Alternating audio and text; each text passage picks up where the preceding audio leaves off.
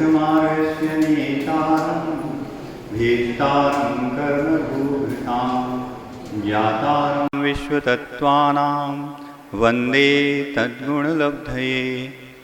सम्यक् दर्शन ज्ञान चारित्राणि मोक्षमार्गः तत्त्वात् श्रद्धानं सम्यक् दर्शनं तन्निसर्गादधिगमाद्वा जीवा जीवाश्रव बंध संवर निजरा मोक्षास्तत्वं नाम स्थापना द्रव्य भावतस्तन्यासः प्रमाणनयैरधिगमः निर्देश स्वामित्व साधनाधिकरण स्थिति विधानतः सत्संख्या क्षेत्र स्पर्शन कालांतर भावाल्प बहुत्वैश्च मतिश्रुतावधि मनः पर्यय केवलान् ज्ञानं तत्प्रमाणे आद्ये परोक्षं प्रत्यक्ष मन्यत् मतिः स्मृतिः संज्ञा चिंताभिनिबोध इत्यनर्थान्तरं तदिन्द्रियानिन्द्रियनिमित्तम् अवग्रहे हावाय धारणाः बहुविध क्षिप्रानिः श्रुतानुक्तध्रुवाणां सेतराणाम् अर्थस्य व्यञ्जनस्यावग्रहः न चक्षुरनिन्द्रियाभ्यां श्रुतं मतिपूर्वं द्वैनेकद्वादशभेदं भवप्रत्ययो बधिर्देवनारकाणां क्षयोपशमनिमित्तः षड्विकल्पः शेषाणां ऋजुविपुलमती मनः पर्ययः विशुद्ध्यप्रतिपादाभ्यां तद्विशेषः विशुद्धिक्षेत्रस्वामी विषयेभ्यो अधिमनः पर्यययोः मतिश्रुतयो निबंधो द्रव्येष्वसर्वपर्यायेषु रूपेष्ववधेः तदनन्तभागे मनः पर्ययस्य सर्वद्रव्यपर्यायेषु केवलस्य एकादीनि भाज्यानि युगपदेकस्मिन्ना चतुर्भ्यः मतिश्रुतावधयो विपर्ययश्च सदसतोरविशेषाद्यद्रक्षोपलब्धेरुन्मत्तवत् नैगं संग्रह व्यवहारजु सूत्र शब्द समभिरूढैवं भूता नयाः इति तत्त्वासूत्रे प्रथमोऽध्यायः। एतस्मै नमो नमः। औपश्रमिकक्षायकौ भावौ मिश्रश्च जीवस्य स्वतत्त्वमौदैकपारणामिकौ च द्विनवाष्टादशैकविंशति त्रिभेदा यथाक्रमम् सम्यक्त्व चारित्रे ज्ञानदर्शनदानलाभभोगोपभोगवीर्याणि च ज्ञानाज्ञानदर्शनलब्धयश्चतुस्त्रिपञ्चभेदाः सम्यक्त्व चारित्र संयमाश्च गतिकषायलिंगमिथ्यादर्शना ज्ञाना संयता सिद्धलेस्याश्चतुश्चतुस्त्रेकैकैकैक षड्भेदाः जीवभव्याभव्यत्वानि च उपयोगो लक्षणं स द्विविधोष्टचतुर्भेदः संसारिणो मुक्ताश्च समनस्कामनस्काः संसारिणस्त्रसस्थावराः पृथिव्यप्तेजो वायुवनस्पतयः स्थावराः द्वीन्द्रियादयस्त्रषाः पंचेन्द्रियाणि द्विविधानि निर्वृत्योपकरणे द्रव्येन्द्रियं लब्ध्युपयोगौ भावेन्द्रियं स्पर्शन रसन घ्राण चक्षुः श्रोत्राणि स्पर्श रस गंध वर्ण शब्दास्तदर्थाः श्रुतमनिन्द्रियस्य वनस्पत्यन्तानामेकं कृमि पिपीलिका भ्रमण मनुष्यादीनामेकैक वृद्धानि संज्ञिनः समनस्काः विग्रहगतौ कर्मयोगः अनुश्रेणी गतिः अविग्रहा जीवस्य विग्रहवती च संसारिणः प्राक् चतुर्भ्यः एकसमया विग्रहा एकं द्वौ त्रीन् वा नाहारकः सम्मूर्छन गर्भोपपादा जन्म सचित्तशीतसंवृताः सेतरा मिश्राश्चैकसस्तद्योनयः जरायुजाण्डजपोतानां गर्भः देवनारकाणामुपपादः शेषाणां सम्मोचनम् औदारिकवैक्रियकाहारकतैजसकार्मणानि शरीराणि परं परं सूक्ष्मं प्रदेशतो संख्ये गुणं प्राक् तैजसात् अनन्तगुणे परे अप्रतीघाते अनादिसम्बन्धे च सर्वस्य तदादीनि भाज्यानि युगपदेकस्या चतुर्भ्यः निरुपभोगमन्त्यं गर्भसम्मोचनजमाद्यम् औपपादिकं वैक्रियकं लब्धिप्रत्ययं च तैजसमपि शुभं विशुद्धमव्याघाति चाहारकं प्रमत्तसंयतस्यैव नारकसम्मोचनो नपुंसकानि न देवाः शेषास्त्रिवेदाः औपपादिकचर्मोत्तम देहा संख्ये वर्षायुषो नपवर्त्यायुषः इति तत्त्वात् सूत्रे द्वितीयोऽध्यायः। एतस्मै नमो नमः।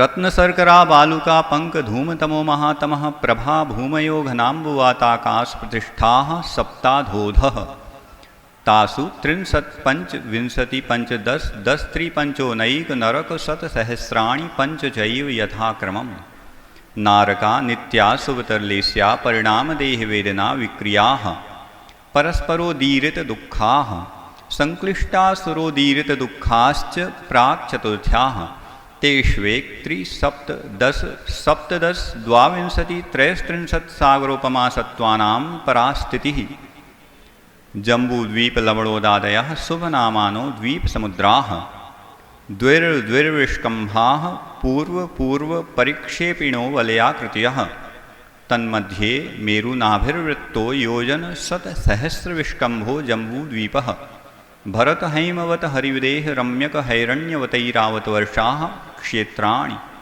तद्विभाजिनः पूर्वापरायता हिमवन् महाहिमवन् निषद नील रुक्मि शिखरिणो वर्षधर पर्वताः हेमार्जुन तपनीय वैडूर रजत हेममयाः मणिविचित्र पार्श्वा उपरि मूले च तुल्य विस्ताराः पद्म महापद्म तिगिंछ केसरी महापुंडरीक पुंडरीका हृदास्तेषामुपरि प्रथमो योजन सहस्रायामस्तदर्थ विष्कम्भो हृदः 10 योजनावगाहः तन्मध्ये योजनं पुष्करं तद्विगुणद्विगुणा हृदाः पुष्कराणि च तन्निवासिन्यो देव्यः श्री ह्री धृति कीर्ति बुद्धि लक्ष्म्यः पल्योपमस्थितयः ससामानिक परिषत्काः गंगा सिंधु रोहिद्रोहितास्या हरिद्धरिकांता सीता सीतोदा नारी नरकांता सुवर्णरूप्यकूला रक्ता रक्तोदाः सरितस्तन्मध्यगाः द्वयोर्द्वयोः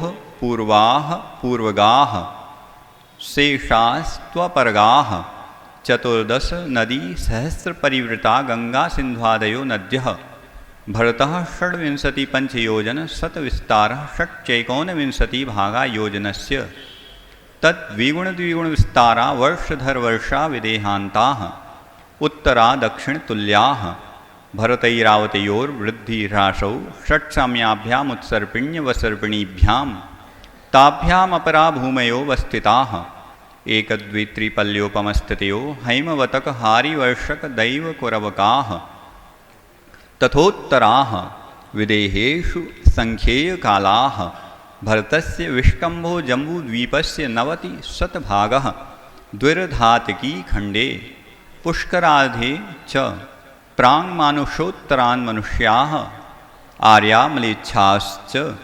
भरतैरावतविदेहाः कर्मभूमियोऽन्यत्र देव कुरूत्तर कुरुभ्यः नृस्थितिपरावरे त्रिपल्योपमान्तर्मुहूर्ते तिर्यक् योनिजानां च इति तत्त्वासूत्रे तृतीयोऽध्यायः। एतस्मै नमो नमः। देवाश्चतुर्निकायाः आदितस्त्रिषु पीतान्तलेस्याः 18 विकल्पाः कल्पोपपन्नपर्यन्ताः इन्द्रसामानिकत्रयस्त्रिंश पारिषदात्मरक्षलोकपालानीक प्रकीर्णकाभियोग्य किल्विषिकाश्चैकशः 33 लोकपालवर्ज्याव्यन्तर ज्योतिष्काः पूर्वयोर्द्वीन्द्राः कायप्रविचारा ऐशानाथ शेषाः स्पर्श रूप शब्द मनः प्रविचाराः परे प्रविचाराः भवनवासिनो सुरनाग विद्युत्सुपर्णाग्निवातस्तनितो दधिद्वीपदिक्कुमाराः व्यन्तरः किंनर किं पुरुष महोरगन्धर्वयक्ष राक्षसभूतिपिशाचाः ज्योतिष्काः सूर्या चन्द्रमसौ ग्रहनक्षत्रप्रकीर्णकतारकाश्च मेरुप्रदक्षिणानित्यगतयो नृलोके तत्कृतः कालविभागः बहिरवस्थिताः वैमानिकाः कल्पोपपन्नाः कल्पातीताश्च उपर्युपरि सौधर्मैशान सानत्कुमार माहेन्द्र ब्रह्म ब्रह्मोत्तरलान्तौ कापिष्ट शुक्र महाशुक्र सतार सहस्रारेश्वानत प्राणतयोरारुणाच्युतयोर्नवसु ग्रैवेयकेषु विजय वैजयन्त जयन्तापराजितेषु सर्वार्थ सिद्धौ च स्थिति प्रभाव सुख द्युतिलेस्या विशुद्धीन्द्रियावधि विषयतोधिकाः गति शरीर परिग्रहाभिमानतो हीनाः पीत पद्म शुक्ल लेस्याद्वित्रिशेषेषु प्राग्रैवेयकेभ्यः कल्पाः ब्रह्मलोकालया लौकान्तिकाः सारस्वतादित्यवहन्यरुणगर्दतोये तुषिताव्याबाधारिष्टाश्च विजयादिषु द्विचर्माः औपपादिकमनुष्येभ्यः शेषास्त्रिययोनयः स्थितिरसुरनाग सुपर्ण द्वीप शेषाणां सागरोपम त्रिपल्योपमादहीनमिता सौधर्मैशानियोः सागरोपमे अधिके सानत्कुमार माहेन्द्रयोः सप्त त्रिसप्तनवैकादश त्रयोदश पञ्चदशभिरधिकानि तु आरणाच्युतादूध्वमेकैकेन नवसु ग्रैवेयकेषु विजयादिषु सर्वात् सिद्धौ च अपरापल्योपममधिकं परतः परतः पूर्वा पूर्वानन्तरा नारकाणां च द्वितीयादिषु 10 वर्षसहस्राणि प्रथमायां भवनेषु च व्यन्तराणां च परापल्योपममधिकं ज्योतिष्काणां च तदष्टभागोपरा लौकान्तिकानामष्टौ सागरोपमाणि सर्वेषाम् इति तत्त्वार्थ सूत्रे चतुर्थोऽध्यायः। एतस्मै नमो नमः। अजीवकाया धर्माधर्माकाश पुद्गलाः द्रव्याणि जीवाश्च नित्यावस्थितान्यरूपाणि रूपिणः पुद्गलाः आकाशादेक द्रव्याणि निष्क्रियाणि च असंख्येयाः प्रदेशा धर्माधर्मैकजीवानाम् आकाशस्यानन्ताः संख्येयासंख्येयाश्च पुद्गलानां नाणोः लोकाकाशेव गाहः धर्माधर्मयोः कृत्स्ने एकप्रदेशादिषु भाज्यः पुद्गलानाम् असंख्येयभागादिषु जीवानां प्रदेशसंहारविसर्पाभ्यां प्रदीपवत् गतिस्थित्युपग्रहौ धर्माधर्मयोरुपकारः आकाशस्यावगाहः शरीरवाङ्मनः प्राणापानाः पुद्गलानां सुखदुःखजीवितमरणोपग्रहाश्च परस्परोपग्रहो जीवानां वर्तनापरिणामक्रियाः परत्वापरत्वे च कालस्य स्पर्शरसगन्धवर्णवन्तः पुद्गलाः शब्दबन्धसौक्ष्म्यस्थौल्यसंस्थानभेदतमश्छायातपोद्योतवन्तश्च अणवः स्कन्धाश्च भेदसंघातेभ्य उत्पद्यन्ते भेदादणुः भेदसंघाताभ्यां चाक्षुषः सद्द्रव्यलक्षणम् उत्पाद्व्ययद्रव्ययुक्तं सत् तद्भावाव्ययं नित्यम् अर्पितानर्पितसिद्धेः स्निग्धरूक्षत्वाद्बन्धः न जघन्यगुणानां गुणसाम्ये सदृशानां द्वैधिकादिगुणानां तु बन्धेधिकौ पारिणामिकौ च गुणपर्ययवत् द्रव्यं कालश्च सोऽनन्तसमयः द्रव्याश्रया निर्गुणा गुणाः तद्भावः परिणामः इति तत्त्वार्थसूत्रे पंचमोऽध्यायः। एतस्मै नमो नमः। कायवाङ्मनः कर्म योगः स आश्रवः शुभः पुण्यस्याशुभः पापस्य स कषायाकषाययोः साम्प्रदायिकेर्यापथयोः इन्द्रियकषायाव्रतक्रियाः पञ्चचतुः पञ्चविंशतिसङ्ख्याः पूर्वस्य भेदाः तीव्रमन्वज्ञाताज्ञातभावाधिकरणवीर्यविशेषेभ्यस्तद्विशेषः अधिकरणं जीवाः आद्यं समरम्भसमारम्भारम्भयोगकृतकारितानुमतकषायविशेषैस्त्रिश्चतुश्चैकशः निर्वर्तना निक्षेप संयोग निसर्गा द्विचतुर्द्वित्रिभेदाः परं तत्प्रदोष निह्नवमात्सर्यान्तराया साधनोपघाता ज्ञानदर्शनावरणयोः दुःख शोक तापाक्रंदन वध परिदेवनान्यात्म परोभयस्थानान्य सद्वेद्यस्य भूतवृत्त्यनुकंपादान सराग संयमादि योगः क्षांति शौचमिति सद्वेद्यस्य केवली श्रुत संग धर्म देवावरणवादो दर्शन मोहस्य कषायोदयात् तीव्र परिणामश्चारित्र मोहस्य बह्वारंभ परिग्रहत्वं नारकस्यायुषः माया तैर्यग्योनस्य अल्पारंभ परिग्रहत्वं मानुषस्य स्वभावमाधवं च निःशीलवृतत्वं च सर्वेषां सराग संयम संयमा काम निर्जरा बाल तपांसि दैवस्य सम्यक्त्वं च योगवक्रता विसंवादनं च शुभस्य नाम्नः तद्विपरीतं शुभस्य दर्शन विशुद्धिर्विनय संपन्नता शील वृतेष्वनतिचारो भीषण ज्ञानोपयोग संवेगौ शक्ति तस्त्याग तपसी साधु समाधिर्वैयावृत्य करणमर्हदाचार बहुश्रुत प्रवचन भक्तिरावश्यका परिहाणिर्मार्ग प्रभावना प्रवचन वत्सलत्वमिति तीर्थकरत्वस्य परात्मनिंदा प्रशंसे सदसद्गुणोच्छादनोद्भावने च नीचैर्गोत्रस्य तद्विपर्ययो नीचैर्वृत्त्यनुत्सेकौ चोत्तरस्य विघ्नकरणमन्तरायस्य इति तत्त्वात् सूत्रे षष्ठोऽध्यायः। एतस्मै नमो नमः।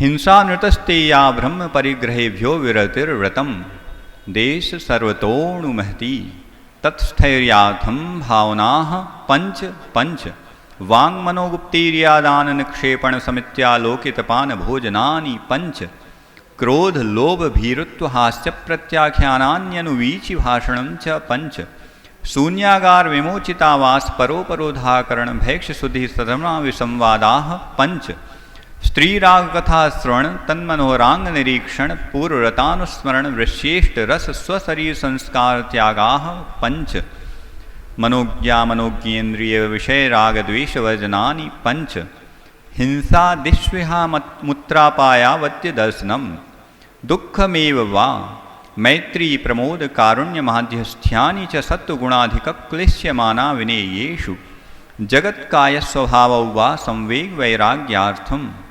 प्रमत्तयोगात् प्राणव्यपरोपणम हिंसा असदभिधानमनृतम अदत्तादानं स्तेयं मैथुनमब्रह्म मूर्छा परिग्रहः निःशल्यो व्रती अगार्यनगारश्च अणुव्रतो गारी दिग्देशानर्थ दंड विरति सामायिक प्रोषदोपवासोपभोग परिभोग परिमाणातिस्थि संविभाग व्रत संपन्नश्च मारणांतिकीं सल्लेखनाम जोषिता शंका कांक्षा विचिकित्सान्य दृष्टि प्रशंसा संस्तवाः सम्यक दृष्टेरतीचाराः व्रतशीलेषु पंच पंच यथाक्रमं बंधवदच्छेदाति भारारोपणान्न पान निरोधाः मिथ्योपदेश रौभ्याख्यान कूटलेख क्रिया न्यासापहार साकार मंत्र भेदाः स्तेन प्रयोग तदाहृतादान विरुद्ध राज्यातिक्रम हीनाधिक मानोन्मान प्रतिरूपक व्यवहाराः परविवाह करणेत्वरिका परिगृहीता गमनानंग क्रीडा काम तीव्राभिनिवेशाः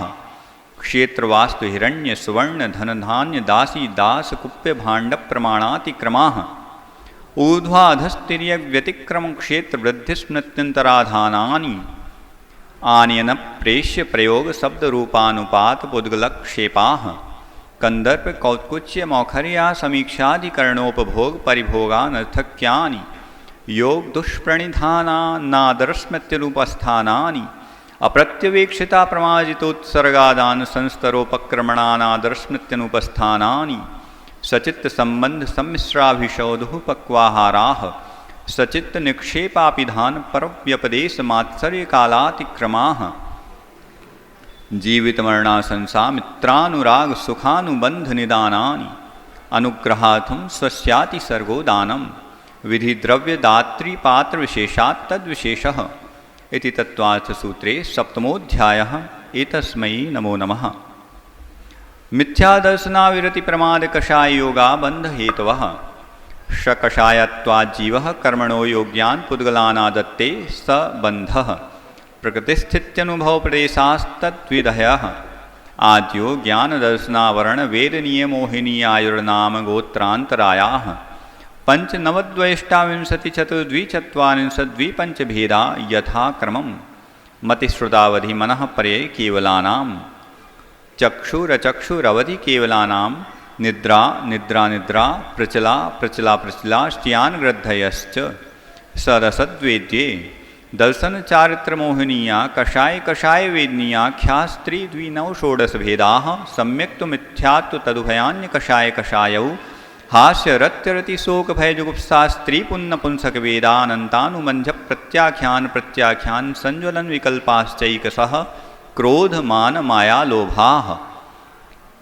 नारक्तैर्य यौन मानुष दैवानि गति जाति शरीरांगोपांग निर्माण बंधन संघात संस्थान संहनन स्पर्श रस गंध वर्णानुपूर्व्या गुरु लघूप घात परघाता तपोद्योतोच्छवास व्यायोगतयः प्रत्येक शरीर त्रस सुभग सुस्वर शुभ सूक्ष्म पर्याप्ति स्थिरादे यशः कीर्ति क्षेत्राणि तीर्थकरत्वं च उच्चैर्नीचैश्च दान लाभ भोगोपभोग वीर्याणाम् आदितस्ति श्रृणामन्त्रायस्य चत्रिंशत्सागरोपम कोटिकोट्यः परास्थितिः सप्ततिर्मोहनीयस्य विंशतिर्नाम गोत्रयोः त्रयस्त्रिंशत्सागरोपमाण्यायुषः अपरा द्वादश मुहूर्ता वेदनीयस्य नाम गोत्रयोरष्टौ शेषाणामन्तर्मुहूर्ता विपाकोऽनुभवः स यथा नाम ततश्च निर्जरा नाम प्रत्ययाः सर्वतो योग विशेषात्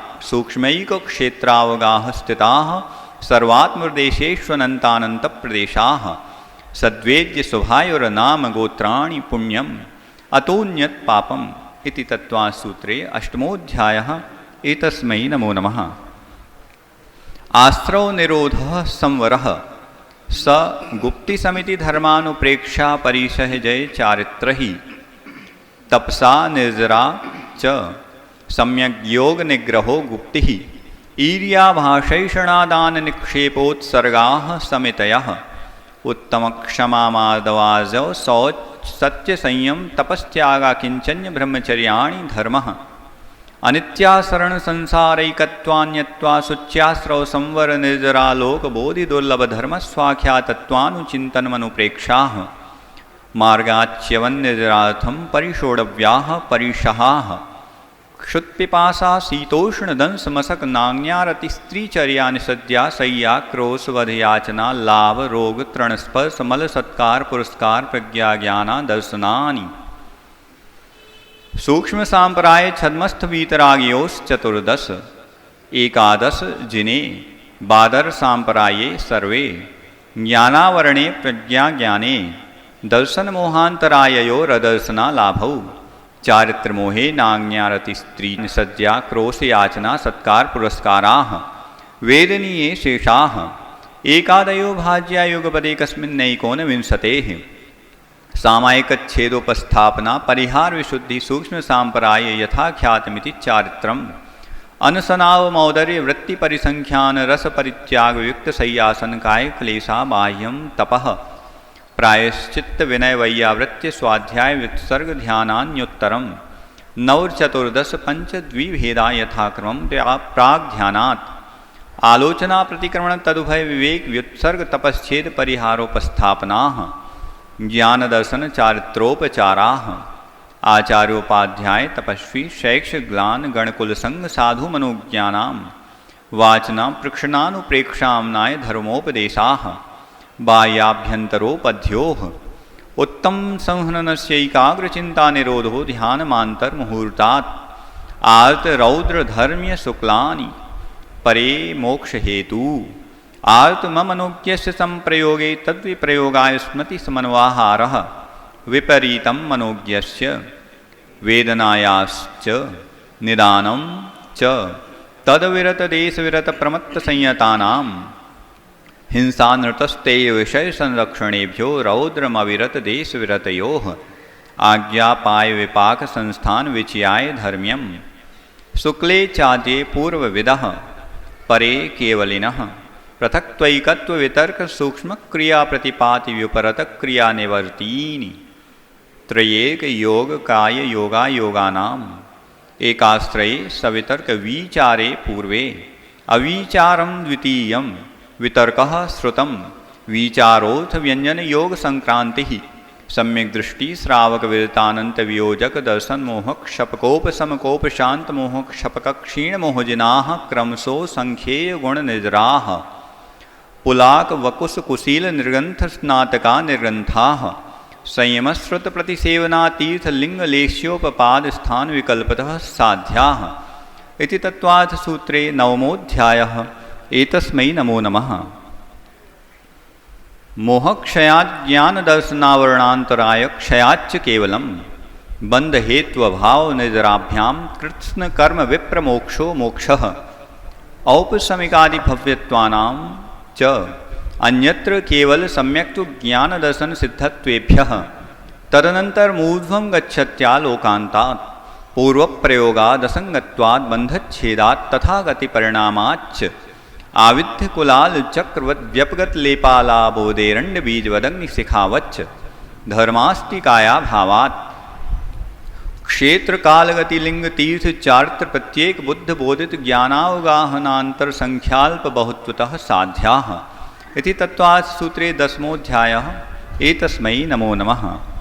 अक्षरमात्रपदस्वरहीनं व्यञ्जन संधि विवर्जित रेफं साधुभिरत्र मम क्षमितव्यं को न विमुह्यति शास्त्रसमुद्रे। दशाध्याये परिच्छिन्ने तत्त्वार्थे पठिते सति फलं स्यादुपवासस्य भाषितं मुनिपुङ्गवैः तत्त्वार्थसूत्रकर्तारं गृध्यपिक्षोपलक्षितं वन्दे गणीन्द्रसञ्जात मुमा स्वामी मुनीश्वरं वर्धतां जिनशासनं वन्दे विद्यासागरं। इत्याम्नाय स्वाध्यायवेलायां कायोत्सर्गं करोमि।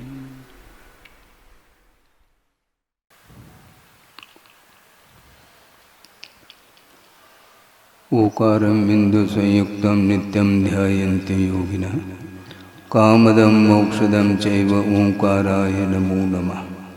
अविरल शब्दगणमुग प्रक्षालित सकल भूतल कलंका मुनिविर्पार्षद तीर्था सरस्वतीर्तनोदुरितम् अज्ञानतिमिरान्धानां ज्ञानाञ्जनशलाकया चक्षुरुन्मीलितं येन तस्मै श्रीगुरुवे नमः।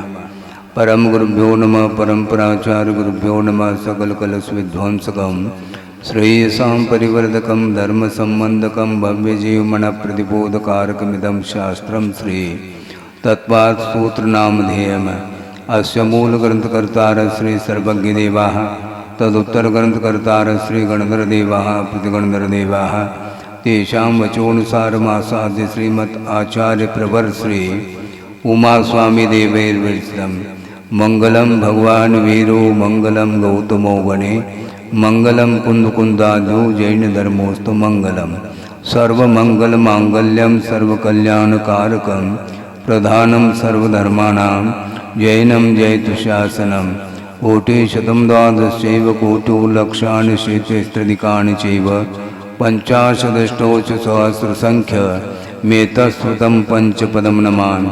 अर्हन्त भास्यत्तं गणर देवे गन्तियं सम्मं प्रणमामि बद्धजुत्तो सुगुणान् महो वहिं शिरसा इच्छामि बन्ते सुदवत्ते कांसुकोदसालोचे अंग वंग पैनय पौड़य परियम सुत्त पड़माण योग पूगय चूलिया चैव सुत्तय त्वेदमकायं सैनिचकल मंचे में पूजे में वंदामि नमं सामि दुःखको गमको भूलाओ सुगय गमनम समाय मरणम जनगुण संपत्ति होद मध्यम। अथ प्राणिक स्वाध्याय वेलायां श्रीमदाचार्य भक्ति कायो सर्गम करोमि।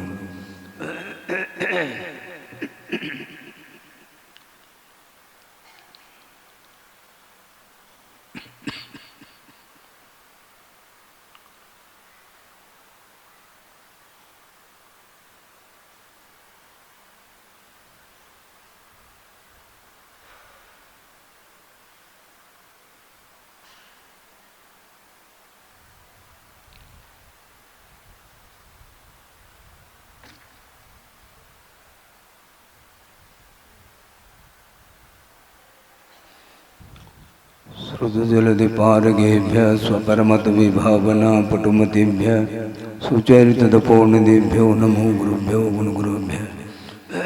सत्ये सोन समज्ञे पंचमे आचार करण संदर्शे शेषानुगुसले धम्मायिरिये सदा वंदे। गुरुवत्त संजमेनय तरंत संसार सायरम घोरम छिन्नन्ते अट्टकम्मं जम्मन मरणं न पावेन्ते। ये नित्यं व्रतमंत्रो निवृत्ता ध्यानाग्निहोत्राकुला षट्कर्मावृतास्तपोधनदना साधुक्रिया साधव शीलप्रावरणा गुणप्रहरणा चंद्रार्गतेजोदिकाः मोक्षद्वारकपाटपाटनवटाः प्रीणन्तु मां साधव। गुरवः पान्तु नो नित्यं ज्ञानदर्शननायकाः चारित्राणवगंभीरा मोक्ष मार्गोपदेशकाः इच्छामि वन्ते आयुर्वत्ते कांसमुपदस्सालोचे सम्मनान समनंसन समजुत्तानं पंचव्याचाराणां आयुर्यानम् आयरादिस्मृणानुपदेशानं वज्जायानं तिरेन गुणपालयानं सौसानं सैनिचकलमंचे में पूजे में वंदामि नमं सामि दुःखको कमको विलाओ वै गमनम समाय मरणम जिनगुण संपत्ति होदमज्जम मोक्ष मार्गस्य नेतारं भेतारं कर्म भूभृतां ज्ञातारं विश्वदत्वानां वंदे तद्गुणलब्धये।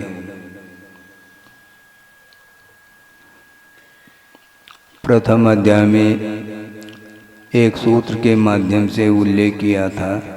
7 तत्वों का नामोल्लेख करने वाला वह सूत्र जिसमें सर्वप्रथम जीव तत्व का उल्लेख किया है।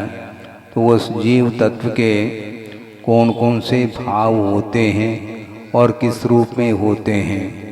जो सामान्य भाव हुआ करते हैं उन्हें साधारण भाव बोलते हैं, और जीव द्रव्य को छोड़ करके अन्य द्रव्यों में जिनका कोई अस्तित्व नहीं है, इस अपेक्षा से इन भावों को असाधारण भावों की संज्ञा दी गई है।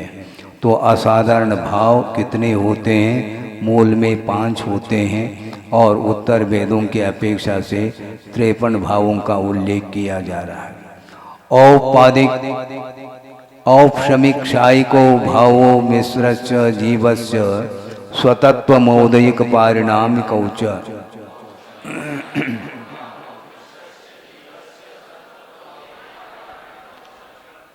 ये 5 भाव हैं। औपशमिक जो उपशम से होने वाला, क्षय से होने वाला क्षायिक, और क्षय और उपशम दोनों के द्वारा होने वाला मिश्र अर्थात क्षाय उपशमिक भाव। ये सारे सारे जीव के हैं, अपने ही भाव हैं, इसलिए स्वतत्व संज्ञा दी है। और इसके साथ औदैक और पारिणामिक, इस प्रकार 5 भावों का उल्लेख किया है। उपशम भाव उसको बोलते हैं जिस कर्म के उपशम से आत्मा में जो भाव प्रकट हो उसका नाम औपशमिक भाव है। जिस प्रकार जल के नीचे तलभाग में कीचड़ का उपशमन हो जाता है उसको, इसी प्रकार कर्मों के उपशम से जो आत्मा में भाव उत्पन्न होता है उसका नाम औपशमिक है।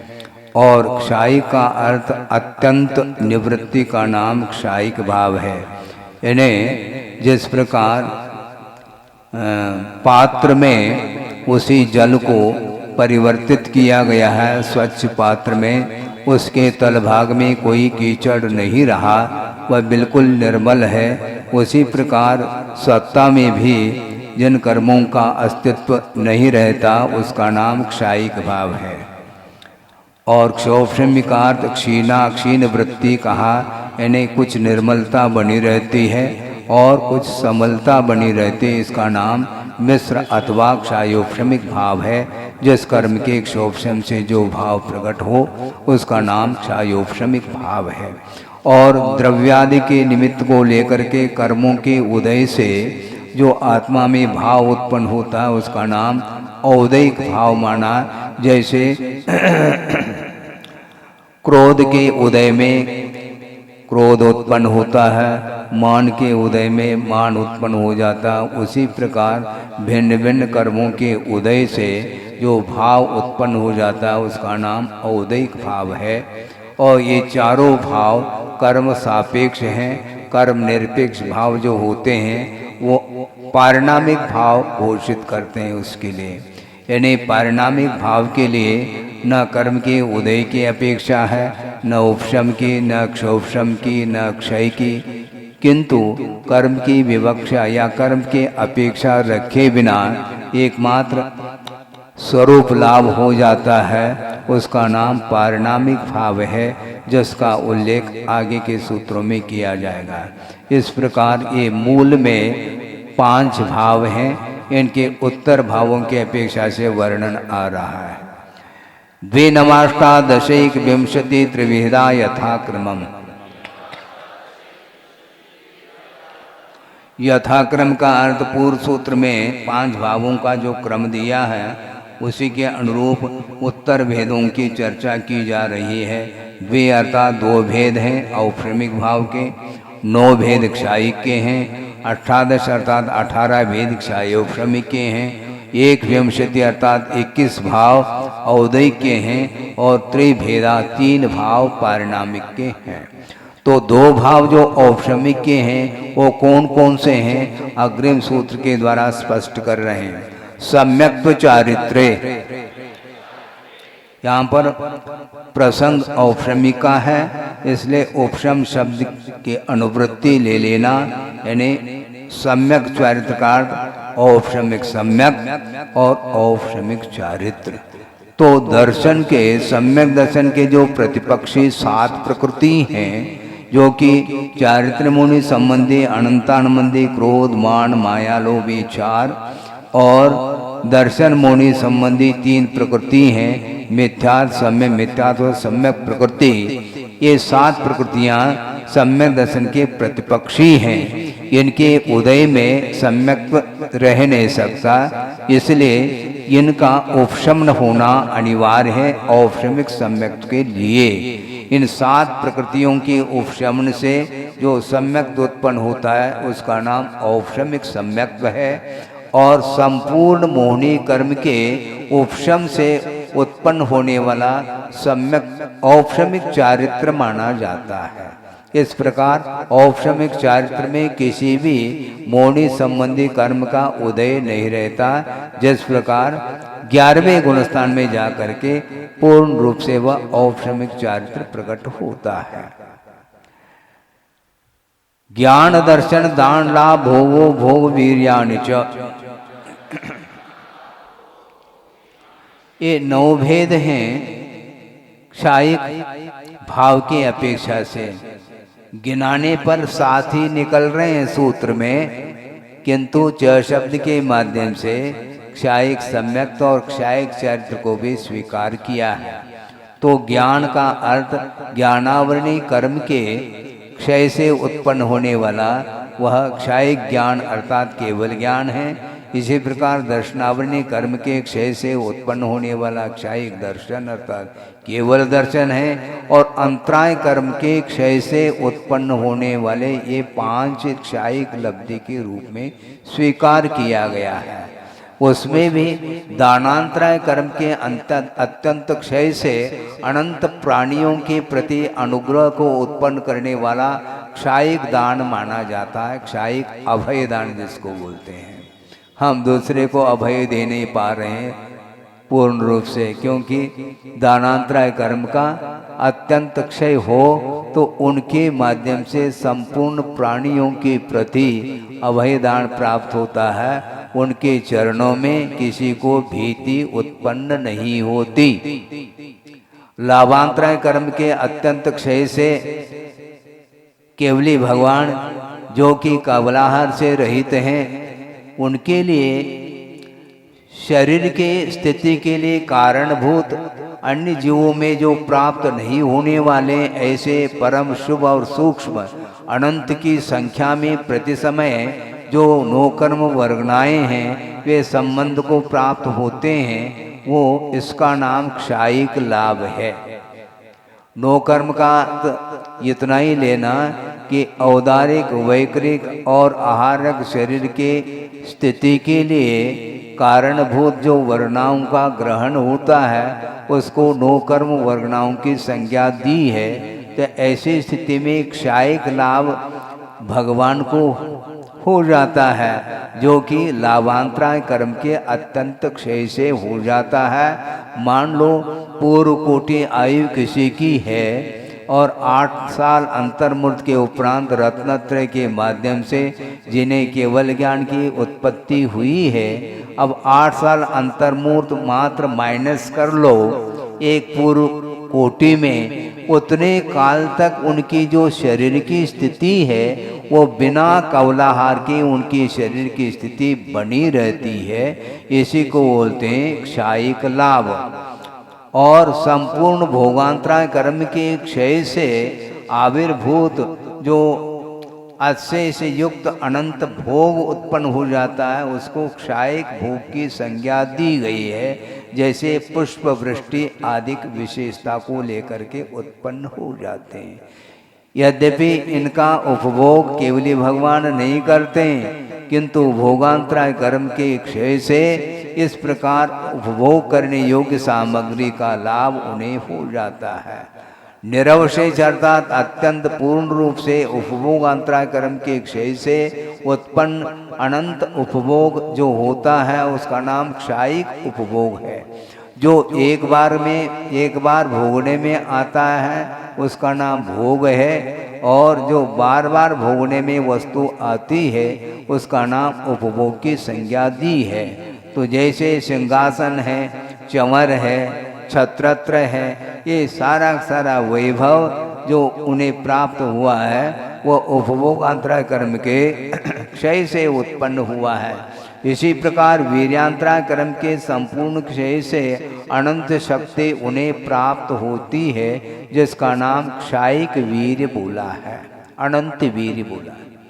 इस प्रकार ये 7 क्षायिक भाव हो गए, और च शब्द के माध्यम से 7 प्रकृतियों के क्षय से जो उत्पन्न हो जाता है उसका नाम क्षायिक सम्यक्त्व है। यानी सम्यक दर्शन के प्रतिपक्षी अभी जो गिनाए गए थे उन्हीं 7 प्रकृतियों के क्षय से क्षायिक सम्यक्त्व, और संपूर्ण मोनी कर्म के क्षय से जो उत्पन्न होता है उसका नाम क्षायिक चारित्र। इस प्रकार क्षायिक भाव जो कि कर्म के क्षय से उत्पन्न होने वाले 9 भाव माने गए हैं। ज्ञानाज्ञान दर्शन लब्धयश्चतुस्त्री पंच भेदा सम्यक्त्व चारित्र संयमाश्च।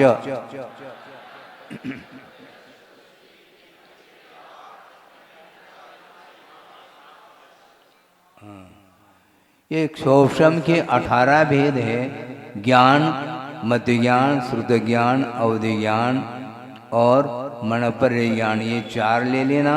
और अज्ञान का अर्थ को मति ज्ञान, को श्रुत ज्ञान, को अवधि ज्ञान, 4 और 3 7। और दर्शन 3, चक्षु दर्शन, अचक्षु दर्शन, अवधि दर्शन, 7 और 3 10 हो गए। और 5 लब्धियाँ, इन्हें दान, लाभ, भोग, उपभोग और वीर की अपेक्षा से यहाँ पर क्षायोपशमिक 5 लब्धि ले लेना।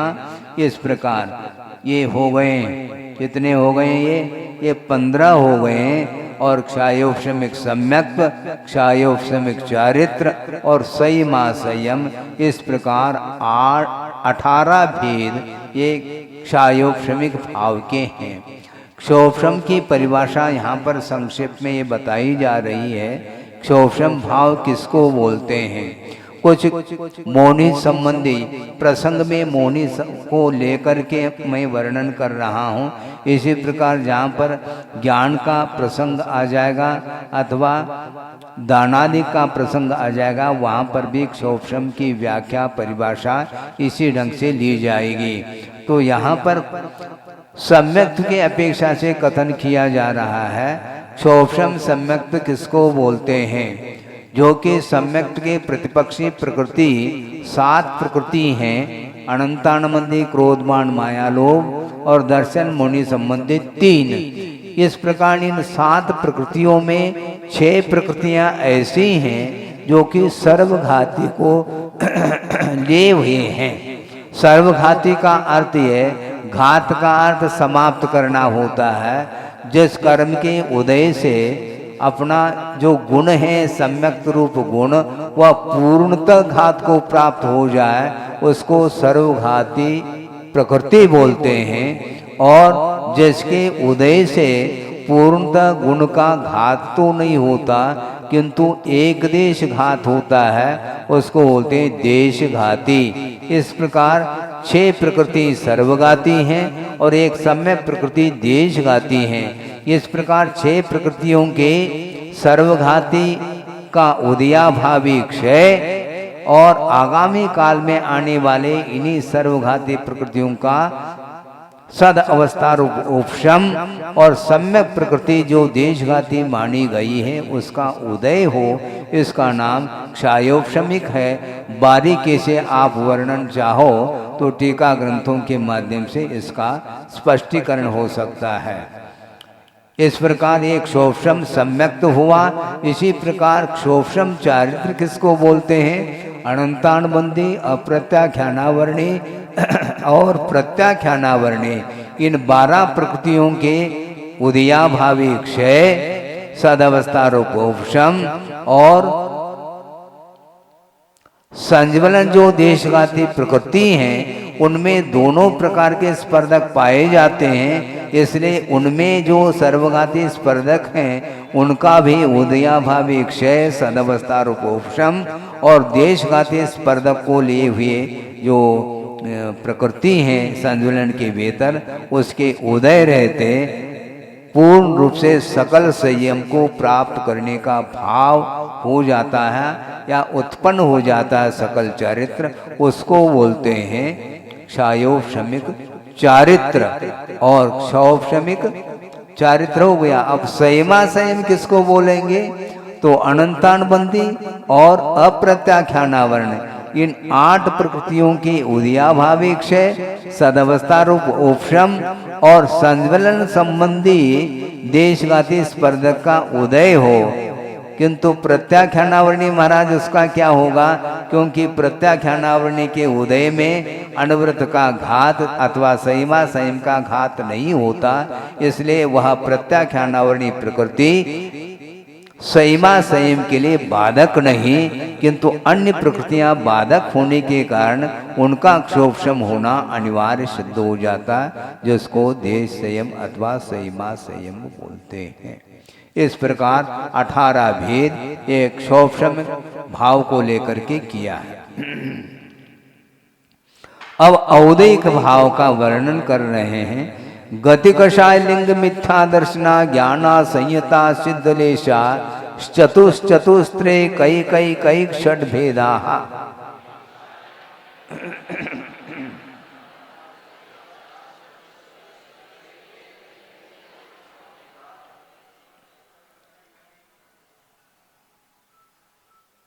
जिस कर्म के उदय से आत्मा भवांतर को चली जाती है उसका नाम गति है। उसके 4 भेद हैं, नरक गति, तिर्यंच गति, मनुष्य गति और देव गति। नरगति नाम कर्म के उदय से जो नारक भाव उत्पन्न हो जाता है, महसूस करता है कि मैं नारकी हूँ, इसको बोलते हैं गति नाम कर्म की अपेक्षा से नरक गति औदय की मानी जाती है। इसी प्रकार शेष गतियों की अपेक्षा से भी लगा लेना। और 4 कषाय हैं, क्रोध, मान, माया, लोभ। जिस कर्म के उदय से क्रोध का आविर्भाव हो, क्रोध की उत्पत्ति हो, उसका नाम क्रोध है। इसी प्रकार मान के उदय में मान, माया और लोभ के उदय में क्रमशः माया और लोभ की उत्पत्ति होती है। लिंग का अर्थ यहाँ पर वेद लिया है। जिस कर्म के उदय से स्त्री, पुरुष और नपुंसक का वेदन होता है उसका नाम यहाँ पर लिंग लिया है। मिथ्या दर्शन उसको बोलते हैं जिस कर्म के उदय से अतत्व श्रद्धानुरूप परिणाम हो, उसका नाम मिथ्या दर्शन है। वह सामान्य रूप से एक है। वैसे उत्तर भेदों की अपेक्षा से बहुत सारे भेद हो सकते हैं, एकांत मिथ्यात्व, विपरीत मिथ्यात्व आदि आदि, उनका यहाँ पर प्रसंग नहीं। अज्ञान का अर्थ यहाँ पर क्या लेना?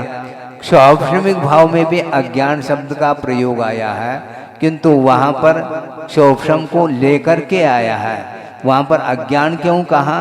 ज्ञानावरणी कर्म का क्षौभशम होते हुए भी मिथ्या दर्शन आदि का उदय होने के कारण उस ज्ञान में विपरीतता आई है, इसलिए उसको अज्ञान कहा। किंतु यहाँ पर ज्ञान का अभावात्मक अज्ञान माना है, यानी ज्ञानावरणी कर्म के उदय से होने वाला जो अज्ञान है उसको यहाँ पर लिया गया है, जो कि पदार्थ के बोध में वह बाधक सिद्ध होता है।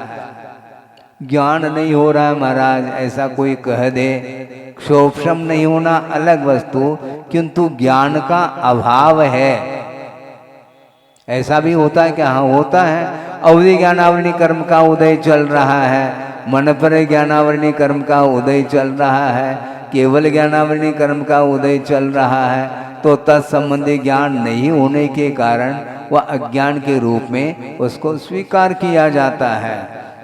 इस प्रकार ये अज्ञान भाव है। और जिस कर्म के उदय से व्रत को अंगीकार करने के भाव उत्पन्न नहीं होते, उसका नाम असंयत भाव है। व्रत अंगीकार करने से वह पीछे हट रहा है। क्यों?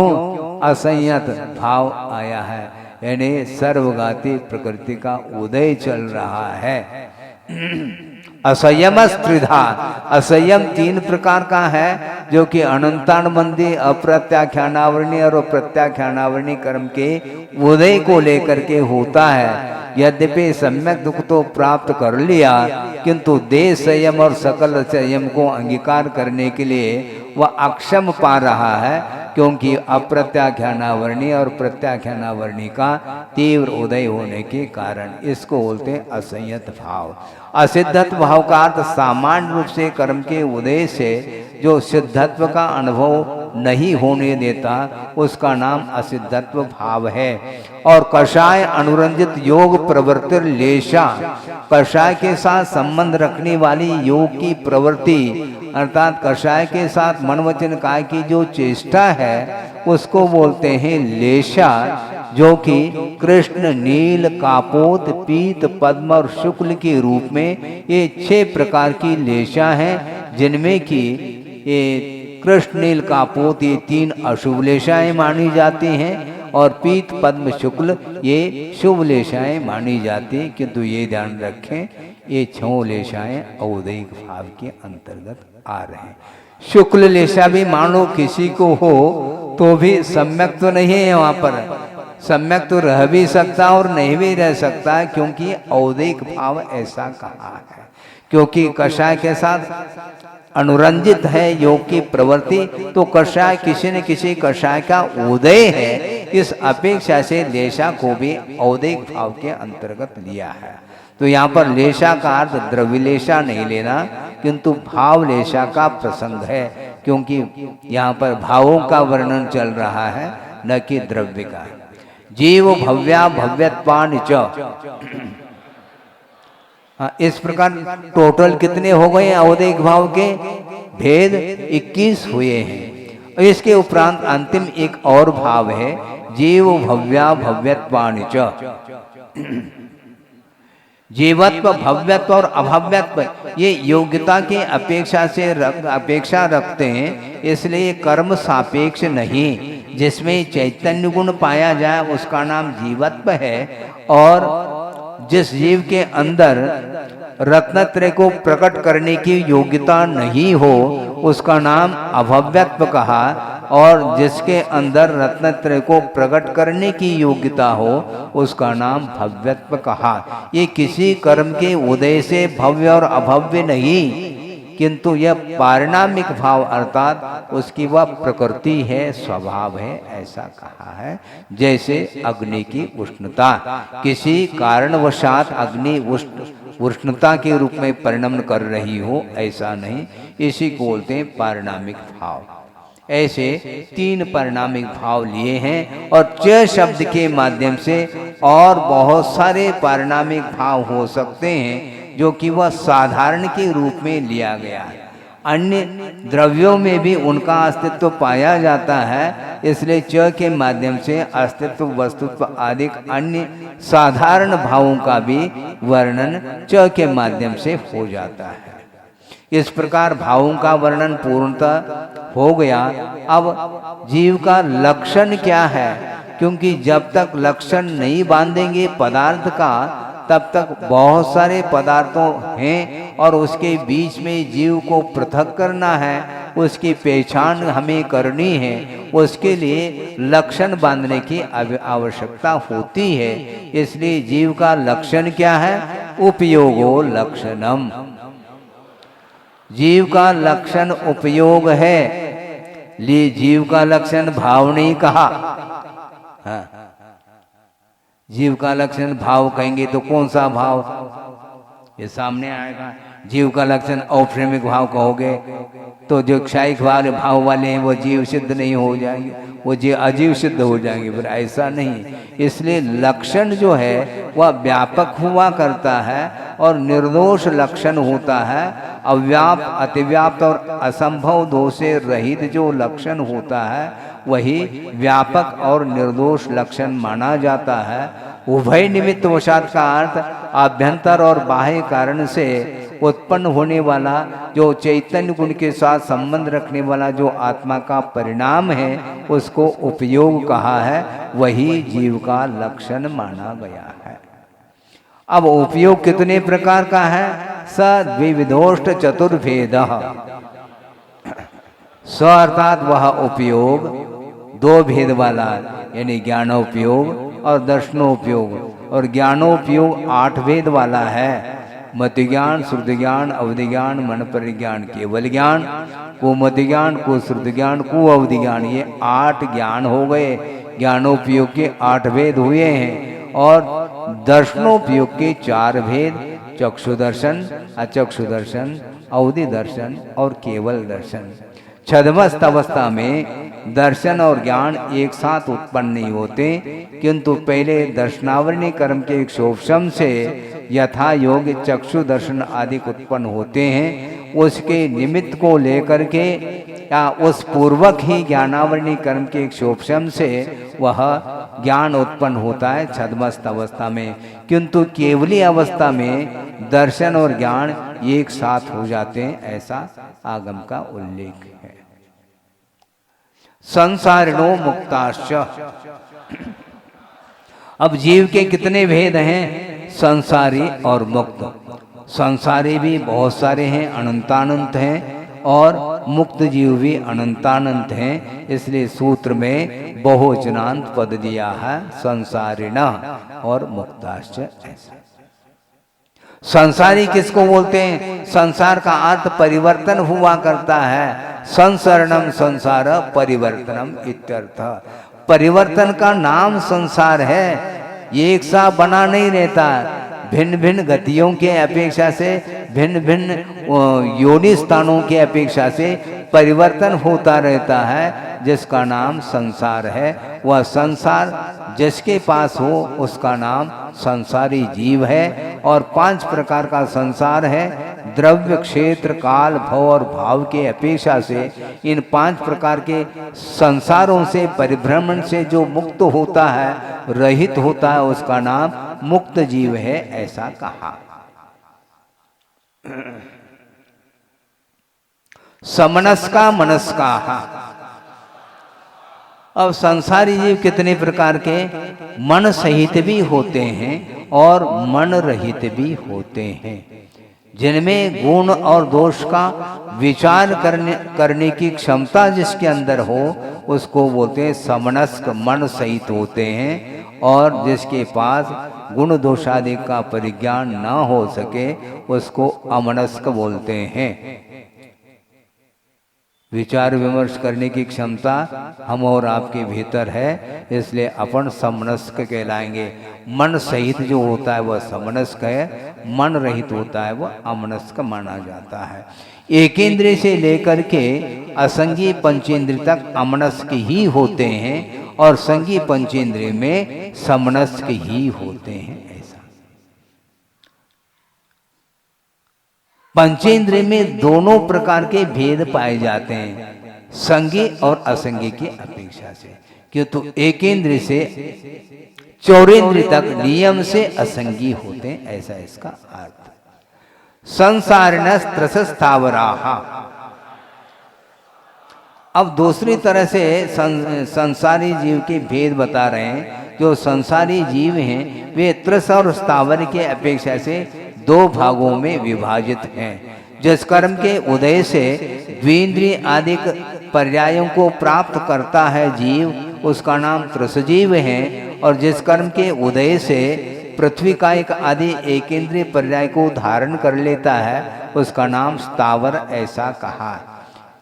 ये नहीं लेना चाहिए कि जो चलता फिरता है वह त्रस है और जो चलता फिरता नहीं है वह स्थावर है, ऐसी परिभाषा नहीं। इसलिए नहीं है, मूर्छित अवस्था में हलन चलन है क्या? नहीं है।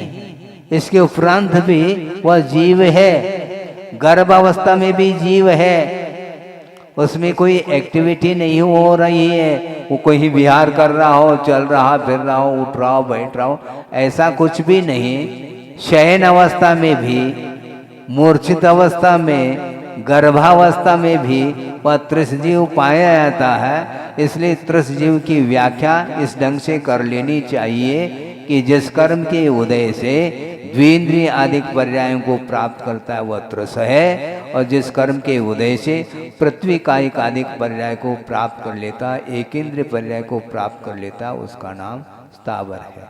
पृथिव्या तेजो वायु वनस्पत्य स्थावराः। पृथ्वी अर्थात पृथ्वी कायिक, अप अर्थात जल कायिक, तेज अर्थात अग्नि कायिक, वायु अर्थात वायु कायिक और वनस्पति कायिक, ये 5 स्थावर के भेद हैं।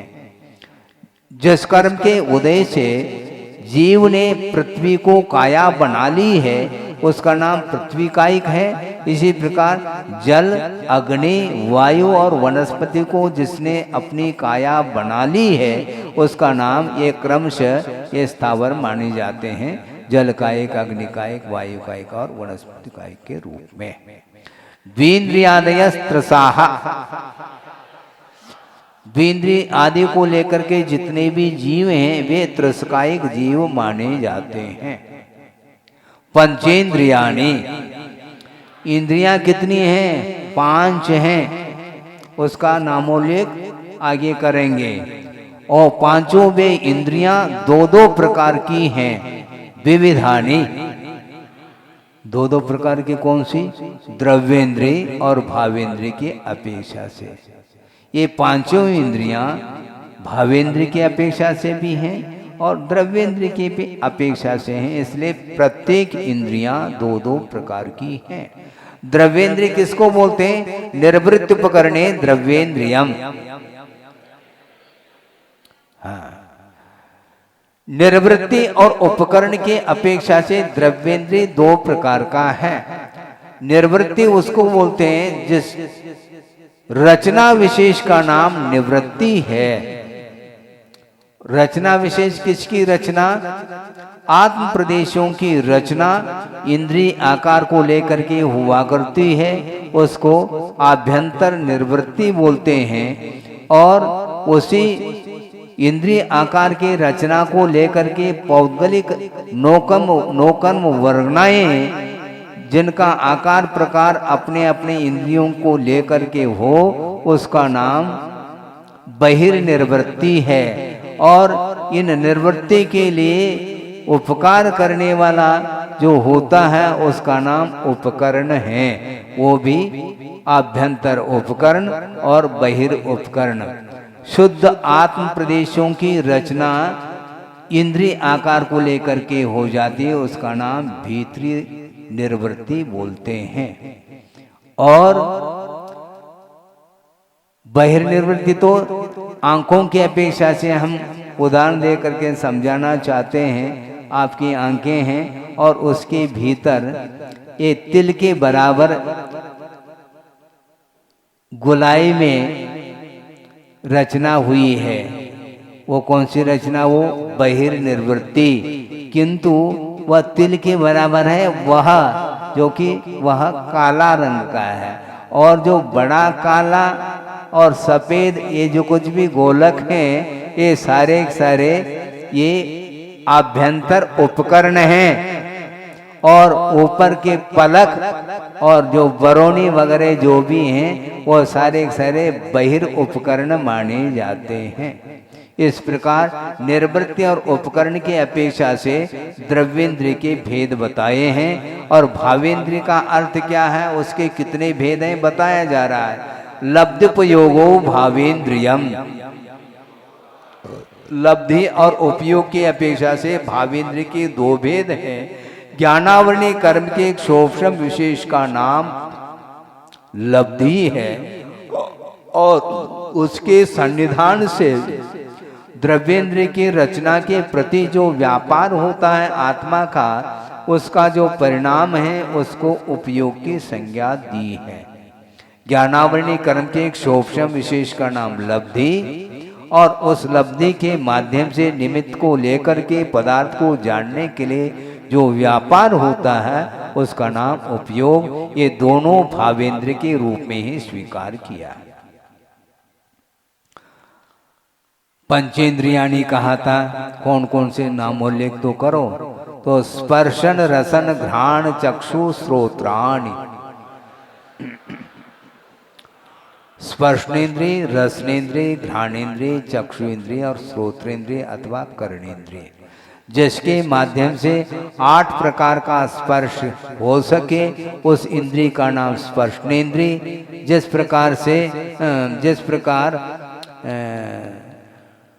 5 प्रकार के रस का आस्वादन लिया जाए जिसके माध्यम से उसका नाम रसनेन्द्रिय, और जिसके माध्यम से दुर्गंध और सुगंध का पान हो सके उसका नाम घ्राणेन्द्रिय है, और 5 प्रकार के रूप का अवलोकन जिस इंद्रिय के द्वारा हो उसका नाम चक्षु इंद्रिय है, और सप्त स्वर का श्रवण जिसके द्वारा हो उसका नाम कर्णेन्द्रिय अथवा श्रोत्रेंद्रिय है।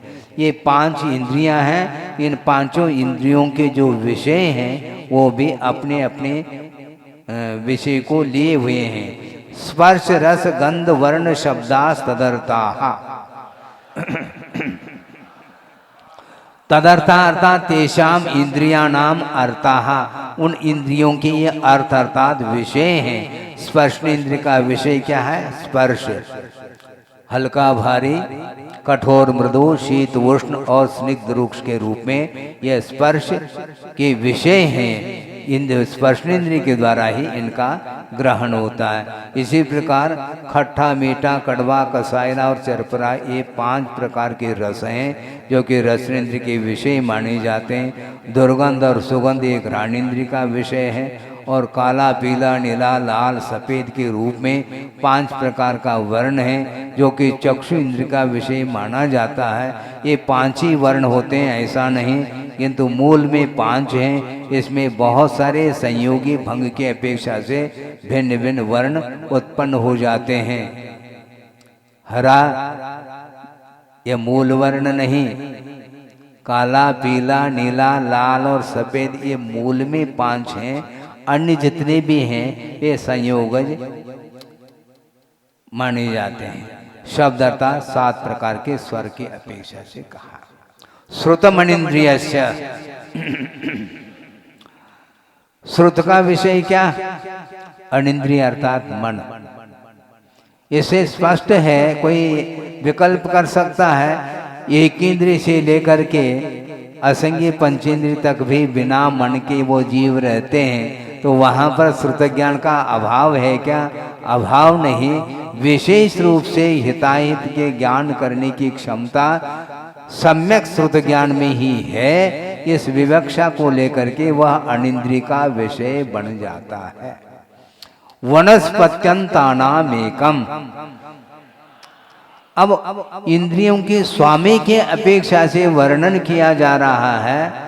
वनस्पति है अंत में जिनके ऐसे जितने भी स्थावर हैं, पृथ्वी का एक, जल का एक, अग्नि का एक, वायु का एक और वनस्पति का एक रूप में इनके पास मात्र एक इंद्रिय है।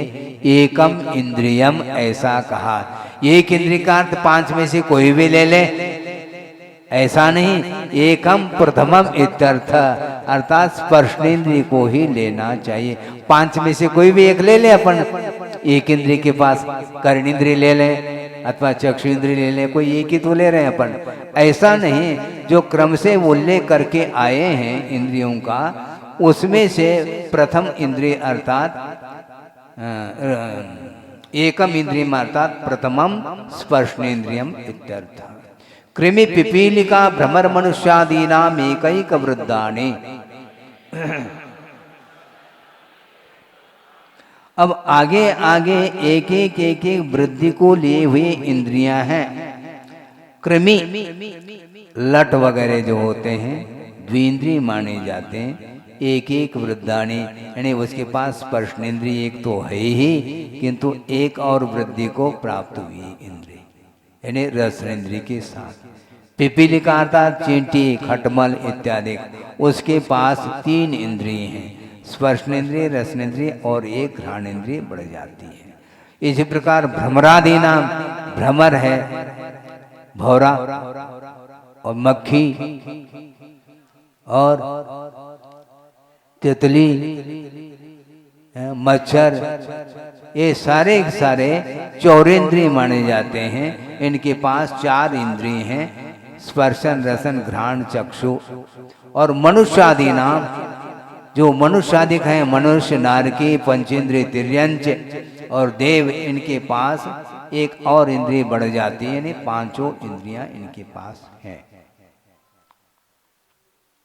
संगिनः समनस्काः, आपने ये कहा था कि संसारी जीव के 2 भेद करके आए हैं, समनस्का, मनस्काः। तो समनस्क किसको बोलते हैं? जो संगी होते हैं उनको समनस्क बोलते हैं।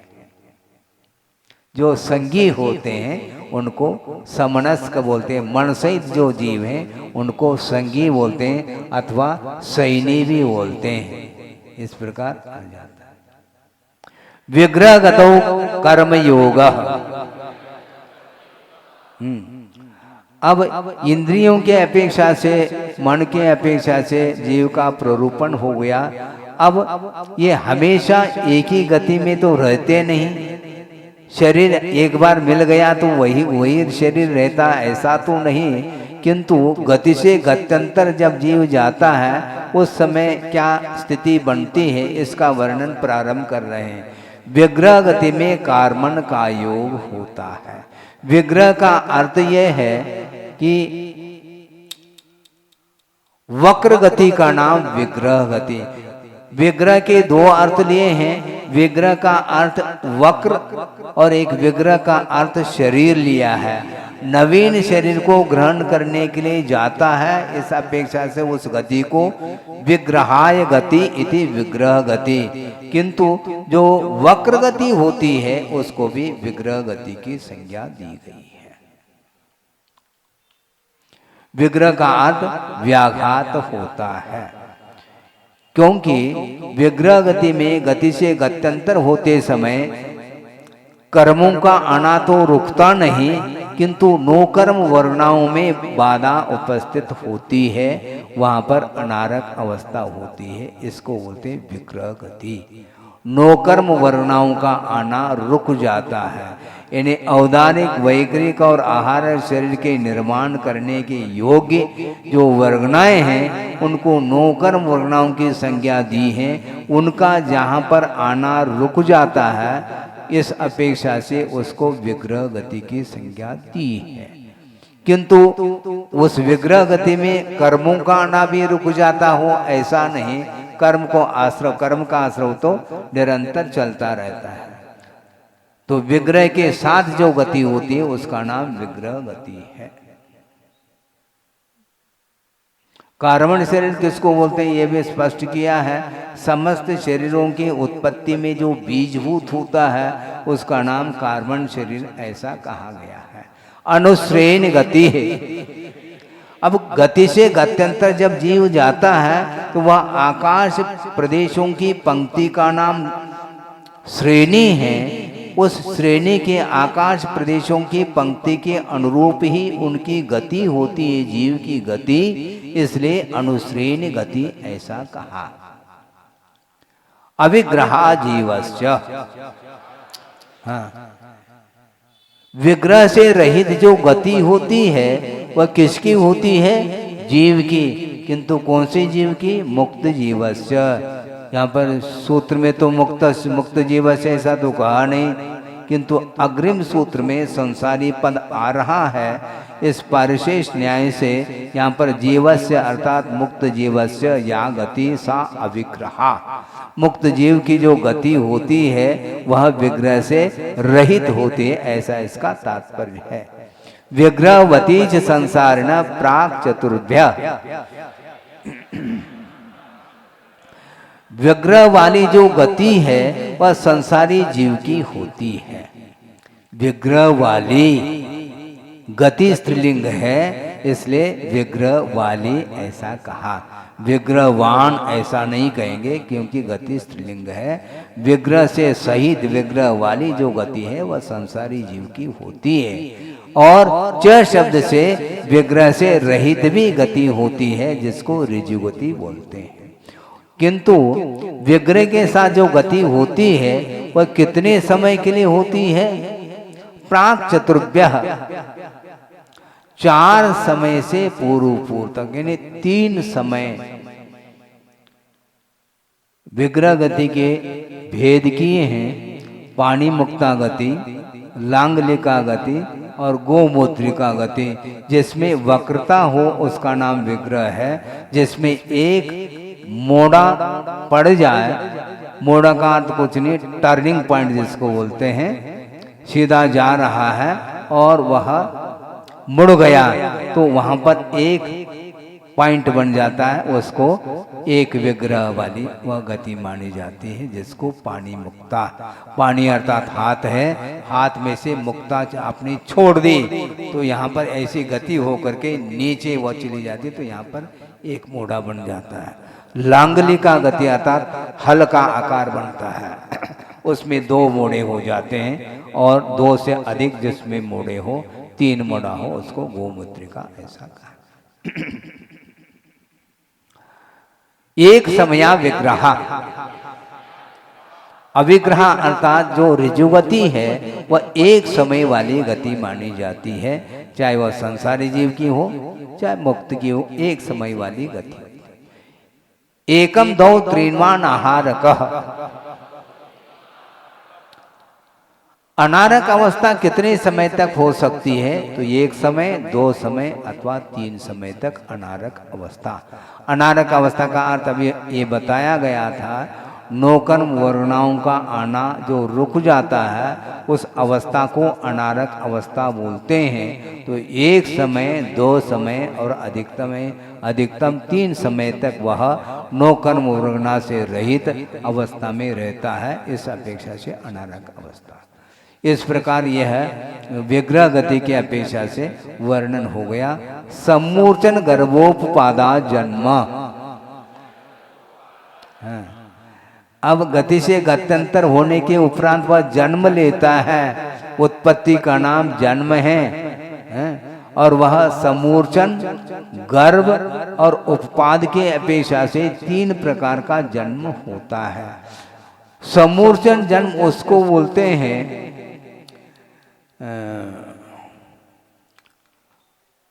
लोक में, 3 लोक में, ऊपर नीचे और तिर्यक रूप से शरीर को ग्रहण करने के लिए चारों ओर से जो नौकर वर्णाओं का ग्रहण हो जाता है उसका नाम समूर्छन कहा है, उसको समूर्छन जन्म बोलते हैं। और गर्भ जन्म का अर्थ शुक्र शोणित, इन दोनों का जो सम्मिश्रण है उसका नाम गर्भ बोला है। मात्रोपभुक्त आहार गरणात्वा गर्भ, इस प्रकार दूसरी व्याख्या भी दी गई है। माता के द्वारा उपभुक्त जो आहार है उसका सम्मिश्रण जो होता है उसका नाम भी गर्भ कहा है। और प्राप्त करके जहाँ पर उत्पन्न हो जाता है उसका नाम उपपाद कहा, अर्थात देव और नारकियों की उत्पत्ति स्थान विशेष का नाम ही उपपाद है ऐसा कहा, और कोई इसकी विशेषता नहीं है। इस प्रकार ये जन्म 3 प्रकार के हो गए, समूर्छन, गर्भ और उपपाद की अपेक्षा से। सचित शीत समृता शेतरा मिश्राश्चैकशस्तद्योनयः,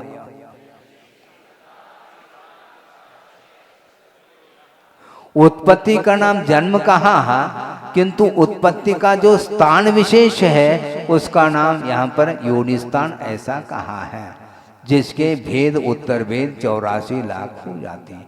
सचित, शीत और समृत। सचित का अर्थ चित्तेन सहित, यानी जीव से सहित जो स्थान हो, उत्पत्ति स्थान, उसका नाम सचित है। और जो उत्पन्न होने का जो स्थान शीतलता को लेकर के हो, उसका नाम शीत। और समृद्ध का अर्थ उत्पत्ति स्थान, वह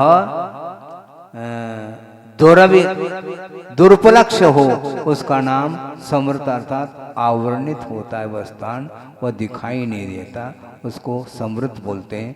शेतरा यानी इनसे ठीक विपरीत, यानी अचित, उष्ण और विवृत अर्थात उगढ़ा हुआ।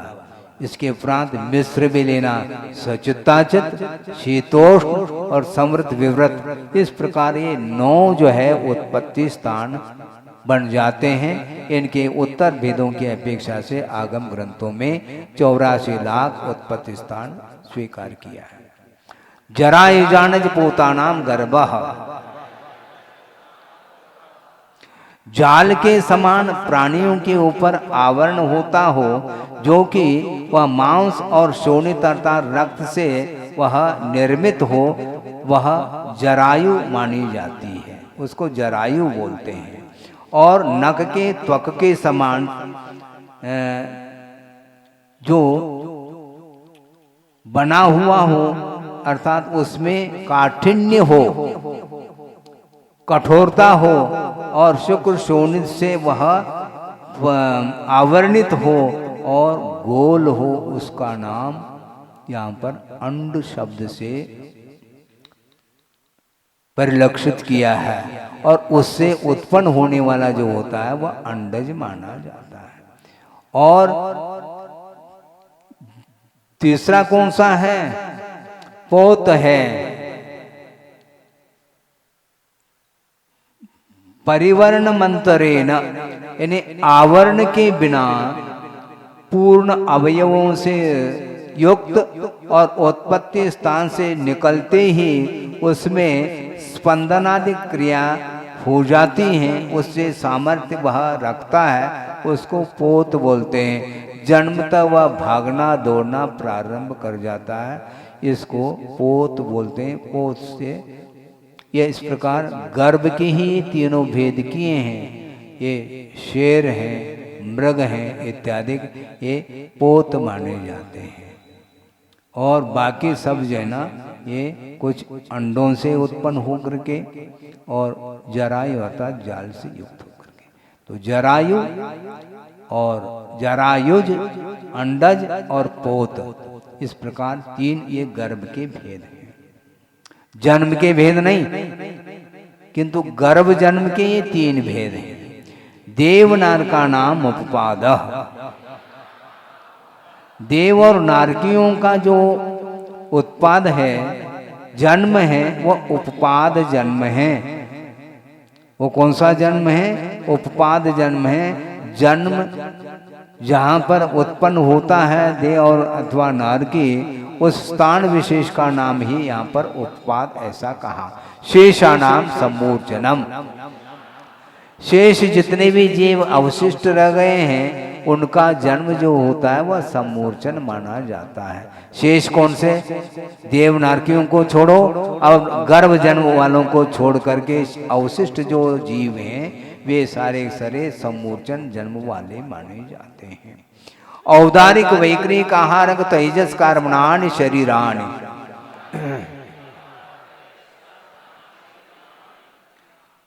शरीर के 5 भेद हैं। औदारिक वैक्रिक आहारक तेजस और कार्मण, ये 5 शरीर हैं। उदार का अर्थ स्थूल होता है। अन्य शरीरों के अपेक्षा से इसमें स्थूलता पाई जाती है, इसको औदारिक शरीर बोलते हैं।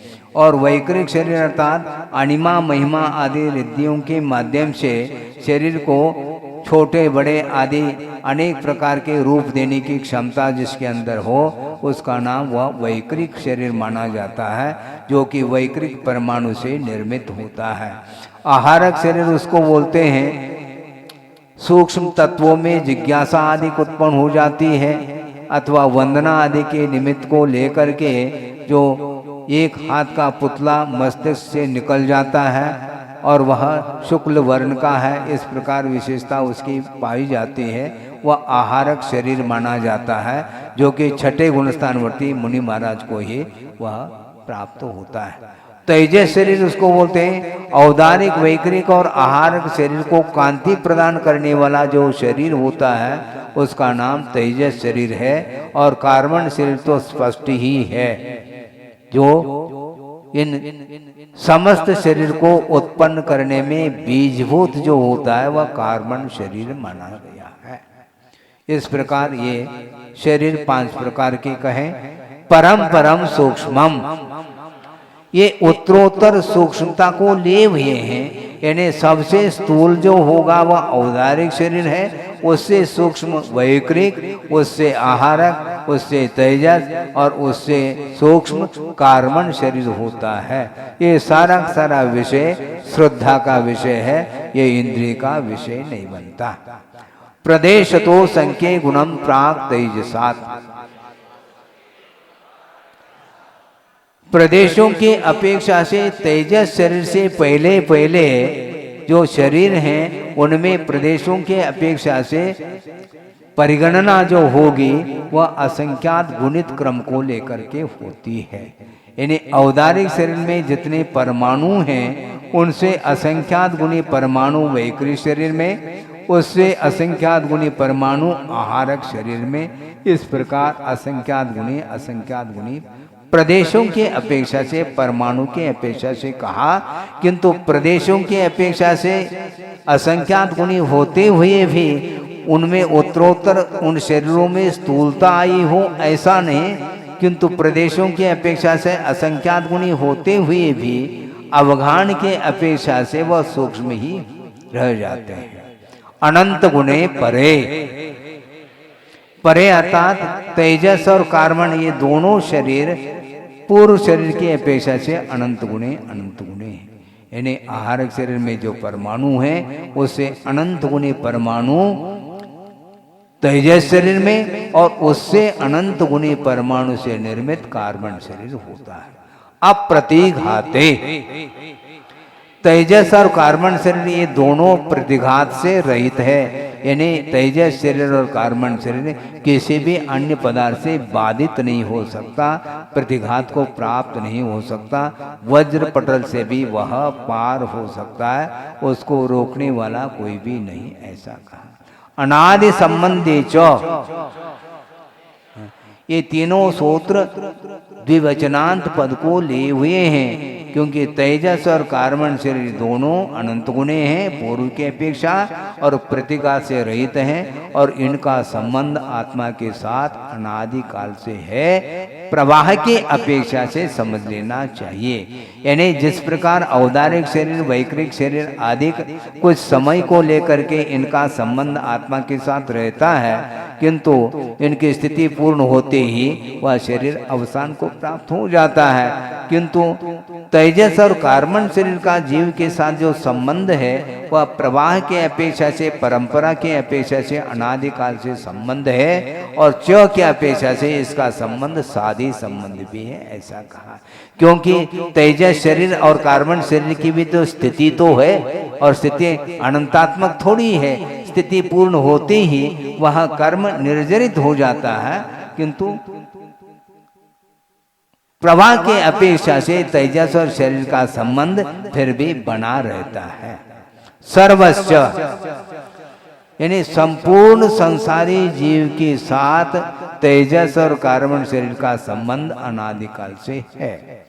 अब 5 शरीरों में से एक साथ एक जीव के पास कितने शरीर हो सकते हैं, इसका वर्णन किया जा रहा है।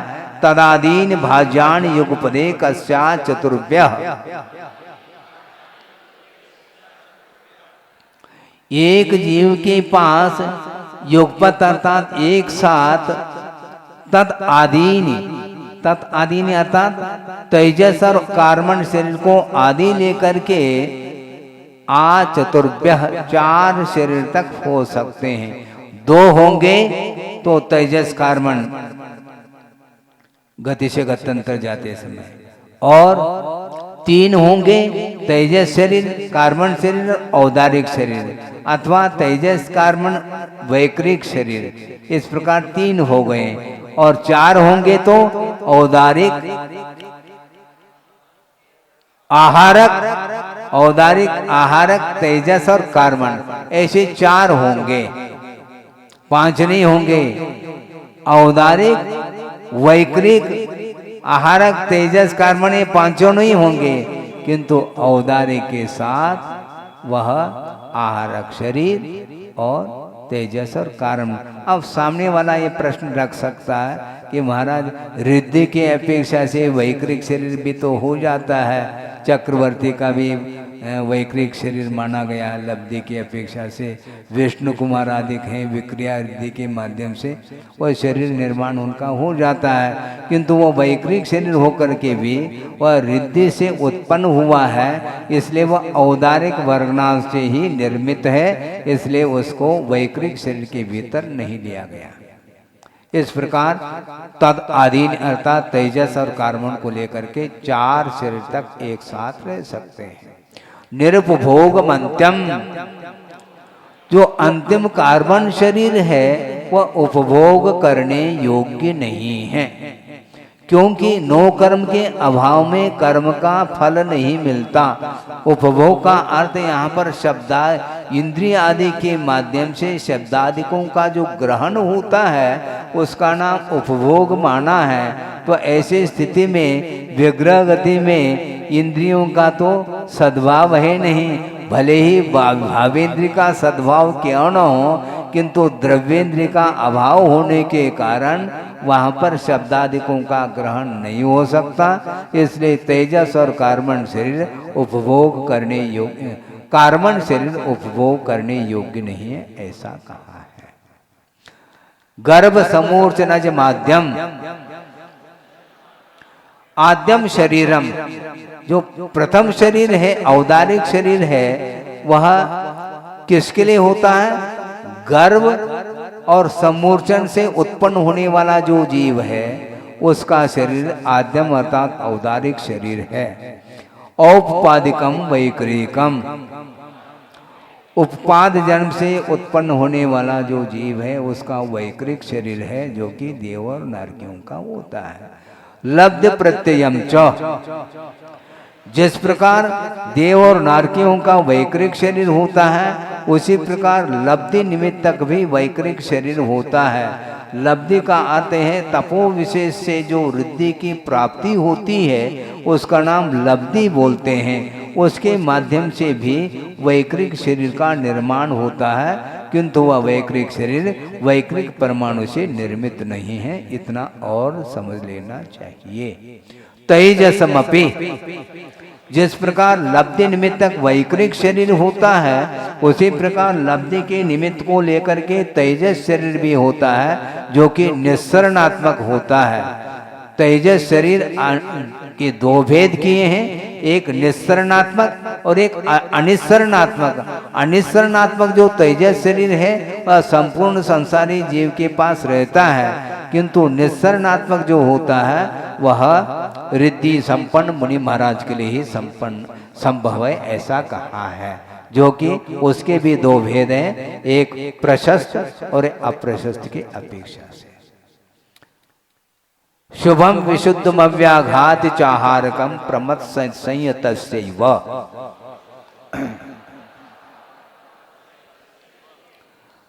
आहारकम, आहारक शरीर किसको होता है? प्रमत संयतस्य एव, ऐसा कहा। जो प्रमत्त गुणस्थानवर्ती मुनि महाराज है उनके मस्तिष्क से वह आहारक पुतला निकलता है, जिसको आहारक शरीर बोला है। कैसा है? वह शुभ है, क्योंकि शुभ कार्य करता है इसलिए उसको शुभ कहा, और विशुद्ध कहा क्योंकि आहारक शरीर का जो बंध होता है वह अप्रमत्त गुणस्थानवर्ती विशुद्ध परिणाम के द्वारा होता है, उस निमित्त से हो रहा है, इसलिए आहारक शरीर को विशुद्ध ऐसा विशेषण जोड़ दिया है। और अव्याघाती, यह आहारक शरीर भी अन्य पर्वतादिकों से वह घात को प्राप्त नहीं होता। किंतु जिस प्रकार तेजस और कार्बन शरीर संपूर्ण लोक में व्याघात से रहित है, उस प्रकार आहारक शरीर पूर्ण रूप से व्याघात से रहित नहीं है। किंतु जहाँ पर भी यह रहेगा वह बिना बाधा के जा सकता आ सकता है, किंतु यह 2.5 द्वीप के बाहर जा नहीं सकता। इस अपेक्षा से व्याघात को प्राप्त होता है। अब वेद के अपेक्षा से वर्णन किया जा रहा है। नारक सम्मूर्छनो नपुंसकाणी। नारकी और सम्मूर्छन जन्म वाले जो जीव हैं, उनके पास नपुंसक लिंग अथवा वेद रहता है। अंगोपांग नामकर्म के उदय से शरीर में जो चिन्ह उत्पन्न होते हैं वो लिंग माने जाते हैं। और जो नवनो कषाय हैं, स्त्री वेद, पुरुष वेद और नपुंसक वेद, ये अपने अपने वेद के उदय से जो वासना जागृत होती है उस अपेक्षा से वह भाव वेद के अंतर्गत आता है। किंतु यहाँ पर नारकी और सम्मूर्छन जन्म वाले जो वेद जीव होते हैं, उनके पास द्रव्य और भाव दोनों नपुंसक के रूप में ही है, ऐसा इसका अर्थ है। न देवाहा, किंतु देव नहीं है ऐसा नहीं। देव नपुंसक वेदी नपुंसक लिंगी नहीं होते हैं, ऐसा इसका अर्थ है। किंतु जो देवी हैं उनके पास स्त्रीवेद और स्त्रीलिंग पाया जाता है, और जो देव होते हैं उनके पास पुरुष वेद और पुरुषलिंग पाए जाते हैं। शेषास्त्र वेदा, इनको छोड़ करके जितने भी जीव हैं गर्वज, वे सारे सारे 3 वेद में से किसी भी वेद को लिए हुए होते हैं। इसमें वेद वैषम्य पाया जाता है। अंतिम सूत्र है औपपादिक चर्मोत्तम देहा संख्ये वर्षायुषो नपवर्चायुष।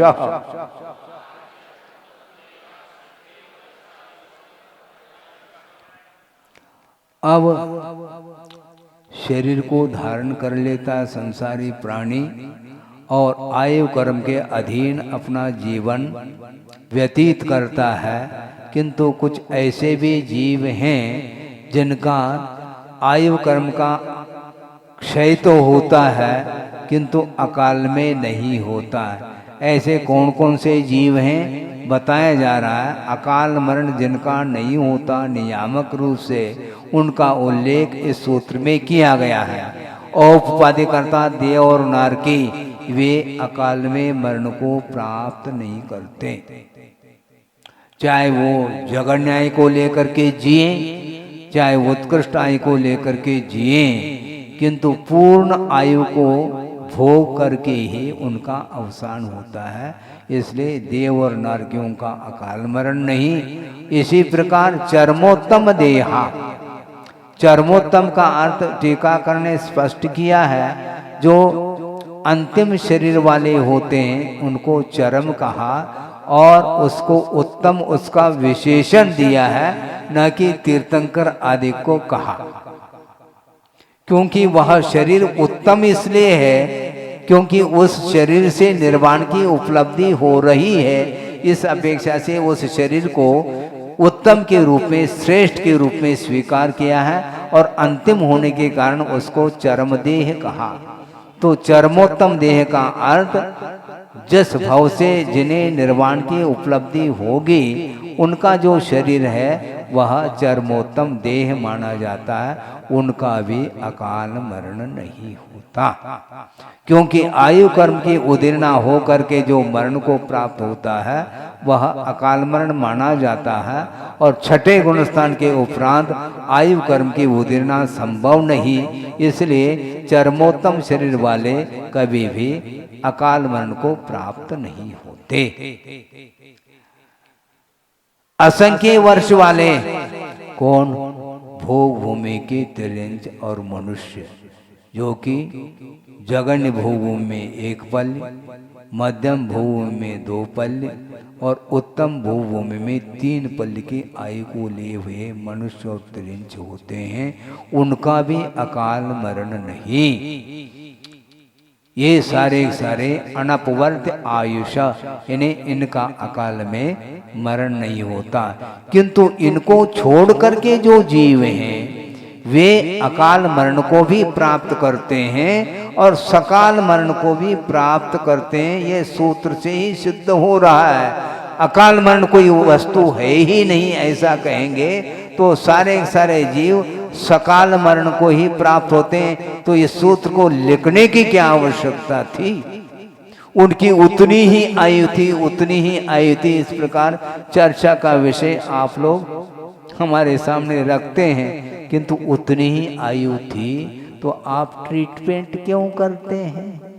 औषधोपचार आदि क्यों करते हैं? क्योंकि मरण तो सकाल में होना है। आहार क्यों लेते हैं आप? आहार के द्वारा आपका जीवन चल रहा है क्या?